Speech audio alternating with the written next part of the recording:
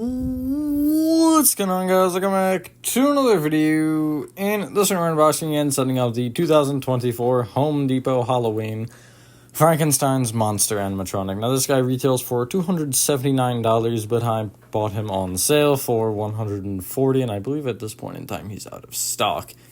But yeah, one thing I'm going to say right off the bat, his box opens like that, and I don't like that.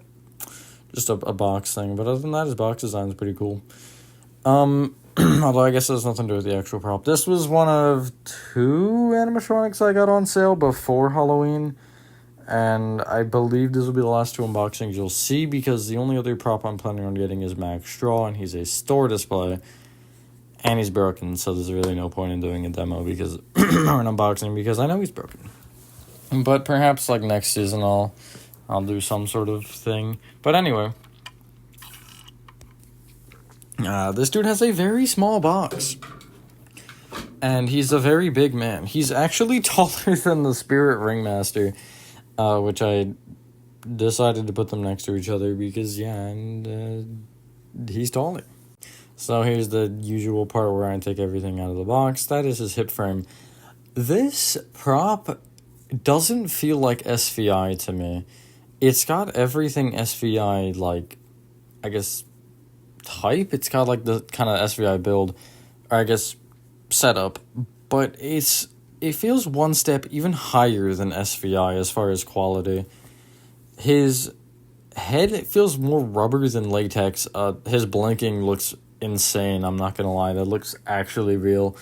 And his, like, I guess the framing, the kind of horizontal bars, specifically where his waist is and at his shoulders, are like really thick, because usually with SVI it's those thin bars, but no, this one's like a full metal pole almost, which is very weird.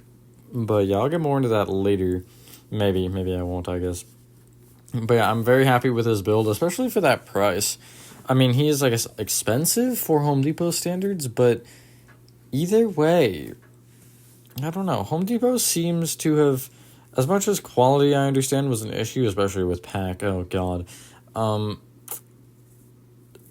Depot really stepped it up with a lot of the movement things. Specifically, this guy in Fear Valley are insane. Also, my guy looks a little bald. I don't know if that's a me problem. I didn't like pay attention, but he feels like he's he's balding on the top. Anyway. There's more poles, which are wrapped in plastic, which I hate. Why would you do that to me? But yeah. He has that old SVI trick where both legs use the exact same leg poles. The only difference ends up being the position on the base, or I guess the angle on the base where the legs stick out. Gives them a different pose, but it's kind of a sneaky way to do it, I guess. Anyway, there's his base. Also doesn't look like an SVI base to me, not gonna lie. But it's something, I guess. It's like, it's too rounded, almost. I mean, I guess the bases are rounded, but they're not that rounded. I don't know. Anyway, I'm putting on the bottom poles, and then after that, it's his big old shoes, which are the same because, again, the old trick of they will never know. For some reason, I always, whenever I'm putting on the first shoe, I look at it and I'm like, which one would this look more like it would make sense on? Even though they're the same. I don't know why I do that. It's kind of weird. Maybe it's me just hoping that they're different a little bit. Anyway, he has the typical little prong that the SVI things do on the base, where the shoe slides in. So it doesn't, twirl around backwards. Although I don't think this one would, because of the way that it's pretty tight, like fitting it onto that pole. Anyway, next pole up, and then it's the styrofoam over the legs. Side note I forgot to mention about it, the arms, actually, not the legs. The styrofoam just doesn't stay on. I don't know why. This is not really a general, or this is not just a him problem, it's a general SVI problem. A lot of the SVI props this year that have foam on their arms, the foam just slides right off. I noticed it with Gravestone Ghoul, I noticed it with Death Ray, I noticed it with, who else did I get? There's definitely another one that I remember having a problem with. Dang. I don't know. Strings? No, it wasn't strings. I am drawing a blank. Well, I guess this guy. There we go. There's number 3. But regardless, whatever. That's, I guess, besides the point. Here I have the legs, and then I think it's pants next. Yeah. Pant and I guess clothes materials in general are nothing crazy. They're nice, but they're not absurdly nice. The little, like, tufts of gray, it's not quite cheesecloth. It's a little bit finer than that. That sticks out are kind of weird, but I don't mind it necessarily. Yeah, he's dressed well. Nice attire. Also, yeah, I'll say this right now. I know I'm all over the place, but this is how my thought processes work.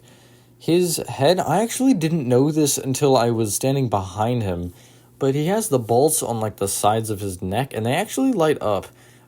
I'm sure probably some of you noticed, but I guess I'm too short. Well, I'm not even short, but I don't know. I couldn't see it from the front because of the way the collar was, but I ended up noticing from the back. I actually noticed, like, on the last second of an activation because I saw the light on the ceiling. I was like, what is that? Anyway, here's this freaking massive hip loop. One of the things have a little cutter pin, which you see me under. I forgot to cut this out, my bad. I was going to cut it out. I cut out something later that's grindy like this, I guess, if you will. But, yeah. It only seems to go in one way, although maybe I'm just stupid. Maybe it did go in both ways and I just couldn't get it. But regardless, you see me flip it and it does go right in that time.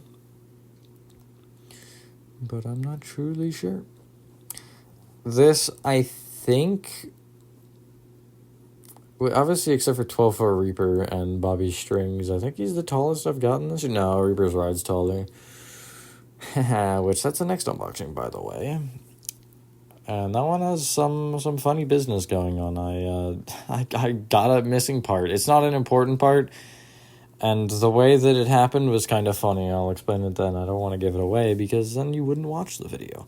But anyway, moving on from that, here you see I'm at this point realizing how tall he actually is. I had forgotten that he was like 12,000 feet tall.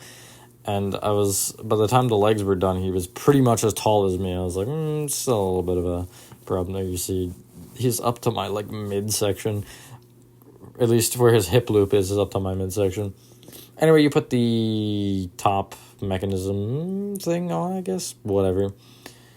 And then after that, I believe it's head? No, it's the shoulders. The, like, plastic shoulder form. This is the thing that I cut out. It has one of those little nuts. I think it's wing nut. That's the proper term. I'm smart. That go in on either side just so it doesn't fly off, I guess. I don't really know. I don't expect it to. But again, you can see how thick that crossbeam is on his shoulders. I feel like it's unnecessarily thick, but I don't mind it. Although it did end up making his box, instead of like 20 pounds, it was 30. So it's a little bit heavy, but I guess nothing crazy. Anyway, there's the shoulders going on, and yeah. Overall, I guess it's kind of late, but I would recommend this guy if he ever came back in stock, because he's made really well and he's awesome. There's one major problem, though. Well, not major, but I guess me being skeptical problem, because you know how that is.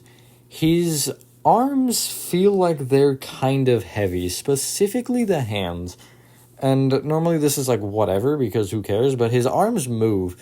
And when I put on his left arm, you'll see it later, it felt like it weighed on that mechanism a little bit. And I think the 2020 Home Depot Gravedigger has the same problem, the one with the lantern. It seems like that has some give to it, and it's a little too heavy for that mechanism. I think he'll end up having a similar problem to where in a year or two that thing will either start squeaking or start giving out, which Gravedigger's done both.